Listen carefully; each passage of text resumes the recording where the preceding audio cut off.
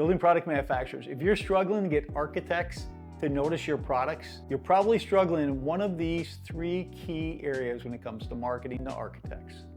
Number one, you're focused on your product's features and benefits, and you're not focused enough on the solutions that your products provide. Architects are looking for solutions, they're not looking for features and benefits. Always start with the solution you provide. Number two, you're probably not leveraging your continuing education courses. Continuing education courses, AIA courses, are one of the best ways and best investments you can make to create good content, educate architects, show your authority, build trust, all under the continuing education program. But most importantly, give you an opportunity to engage with the architects after they're done with the course. And number three, you probably have a weak website. It's probably not speaking to the architects.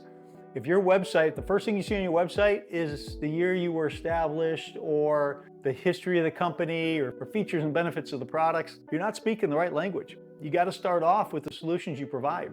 There's plenty of time to talk about all the other stuff, but you need to catch them with the solutions you provide.